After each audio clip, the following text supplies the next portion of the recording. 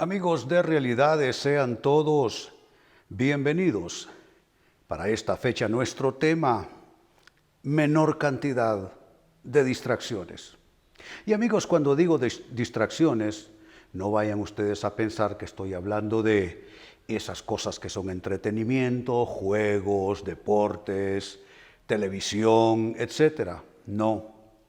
Me refiero, amigos, a otra clase de distracciones y de distractores, que son aquellas cosas que, así como le estamos diciendo, distraen nuestra atención y nos evitan enfocarnos y centrarnos en las cosas realmente importantes de nuestras vidas, de nuestras circunstancias e historia, por estar concentrados en asuntos que en ninguna manera tienen el poder, la importancia como para contribuir en lo que está sucediendo en nuestras vidas. A eso me refiero con tener la menor cantidad de distracciones.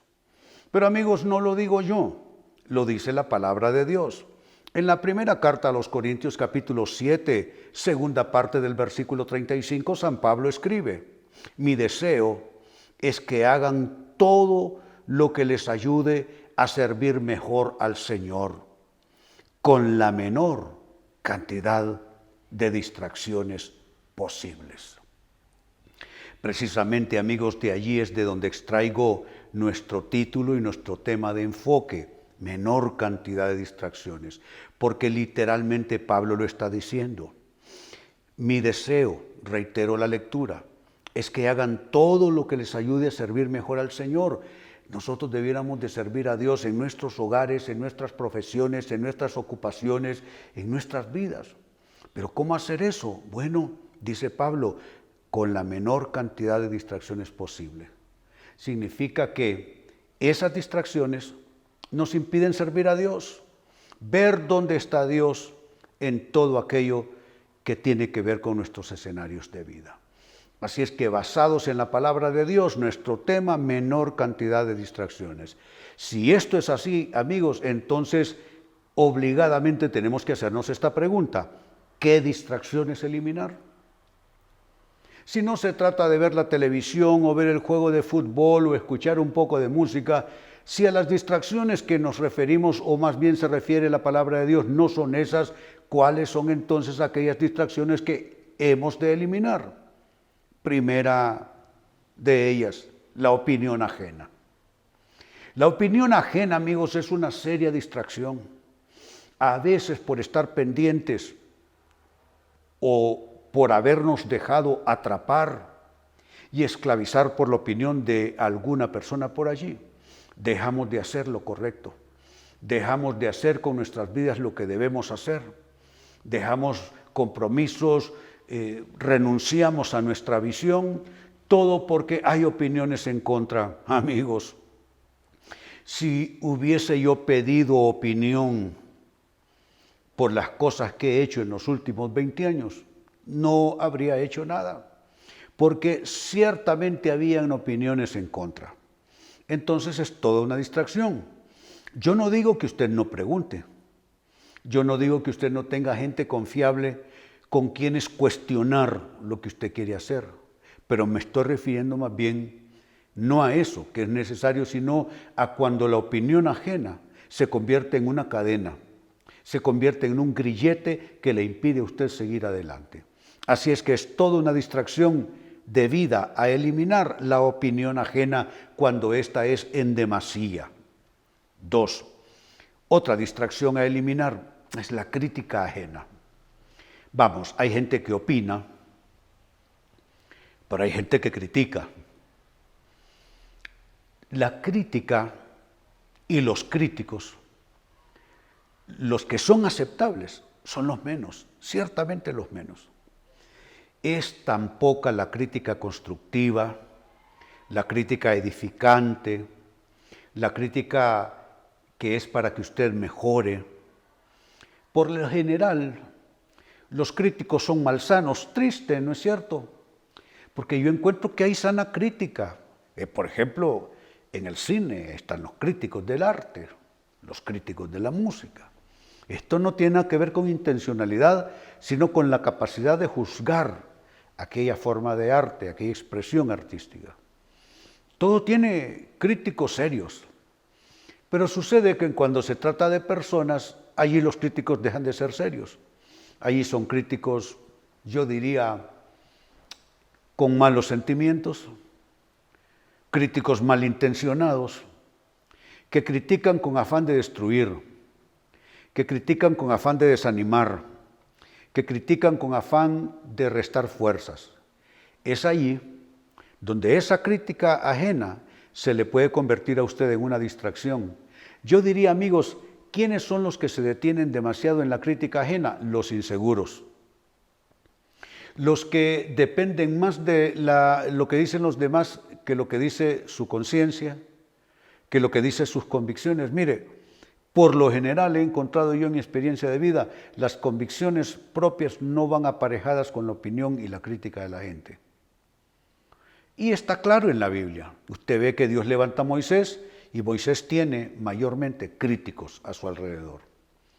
Viene Jesucristo a redimir a la humanidad y lo que Jesucristo tiene, críticos tan fuertes que terminaron crucificándole. Entonces, amigo, amiga, ¿vale la pena detenerse tanto en la crítica? Yo digo que cuando usted se encuentre una crítica y a un crítico inteligente, hombre, usted cállese y escúchelos. Pero cuando usted escucha a un crítico que no tiene nada más que malestar contra usted, que todo lo que usted hace a él le molesta, le repugna, entonces usted no tiene por qué detenerse, pero ni un minuto a escuchar eso. ¿Se da cuenta? Se convierte en una distracción. Y ya Pablo lo dijo, con la menor cantidad de distracciones posibles se vive. Tercera distracción a eliminar, el rechazo ajeno. No sé si va notando el crescendo en esto. Primero es la opinión ajena, ahora le subimos de tono, la crítica ajena, y ahora lo ponemos al rojo vivo, el rechazo ajeno. Cuando ya lo que interviene es rechazo, aquí ya no hay ninguna racionalidad de fondo. El rechazo, amigos, es primitivo, es tribal. Hay personas que te rechazan solo porque naciste a esta vida. Que no importa cómo tú lo hagas, no importa cómo tú decidas, no importa cómo tú te vistas, no importa cómo tú hables, esas personas te rechazarán porque te rechazan solo por ser tú. Tu pecado es haber nacido. El rechazo, por lo general, amigos, no está bien fundamentado. El rechazo es enfermizo, realmente es enfermedad. Cuando la persona se autorrechaza, está enferma, emocionalmente, psicológicamente hablando. Cuando personas te rechazan y no hay conductas negativas tuyas mediando, porque por supuesto, si tú le haces mal a alguien, esa persona, su respuesta será rechazarte, pero en razón de tu maltrato. Pero si tú con esa persona no tienes nada que ver, ni siquiera te tomas una taza de café con esa persona y esa persona desde su rincón te rechaza, entonces ahí lo que hay es una enfermedad de esa persona. No te detengas, no te distraigas, no te entretengas con el rechazo de esas personas. ¿Te das cuenta? Son distracciones que eliminar. Número 4, ¿qué otra distracción más hay que eliminar? La aprobación ajena. Mira qué interesante, que es completamente lo opuesto del rechazo ajeno. Y tú dirás, pero Pastor René, ¿cómo es que la aprobación ajena es una distracción para mí?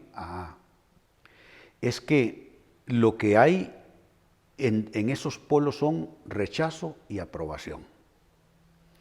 Entonces a veces la persona en medio de esos extremos, rechazo y aprobación, esa persona es una persona insegura, tiene problemas de autoestima, entonces vive temiendo el rechazo y vive anhelando la aprobación.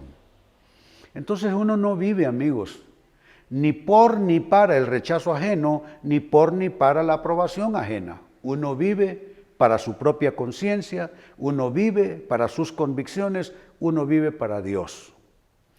Porque caso contrario, usted entonces, amigo, amiga, será un péndulo que estará oscilando entre el rechazo de las demás personas o su aprobación. Pero le tengo una noticia. Usted no ocupa ni el rechazo ni ocupa la aprobación de nadie, y no le estoy diciendo que usted sea un rebelde sin causa, que usted sea una persona, que le digo, un cínico, que diga a mí poco me importa los demás. No, no, no. Claro que los demás importan. Claro que los demás tienen su espacio. Pero lo que digo es que su autoestima, su balance interior, no depende ni del rechazo de unos ni de la aprobación de otros. ¿Por qué se destruyen muchos matrimonios? Porque se casan personas que no han resuelto sus problemas internos. Y entonces van a su matrimonio en una lucha intestina, sintiendo a veces rechazos que la otra persona no le está comunicando. Y buscando una aprobación como que si la otra persona con la que se casa es Dios. Cuando usted resuelve, amigo, amiga, sus conflictos de rechazo y de aprobación, usted está listo para entregarse a otra persona, entregarse a una relación de manera saludable. ¿Se da cuenta? Y número 5, otra distracción más que eliminar es la admiración ajena. Es maravilloso, yo lo sé, recibir la admiración ajena, pero no podemos depender de eso. No puede ser nuestro pan de cada día la admiración de los demás en relación a nosotros. Vamos, yo digo que la admiración que es absolutamente necesaria, y no por uno, sino por los que se la van a comunicar, es la admiración de los hijos, por ejemplo. Sí, que tus hijos te aprueben, papá, mamá. Sí, que tus hijos te admiren, papá, mamá.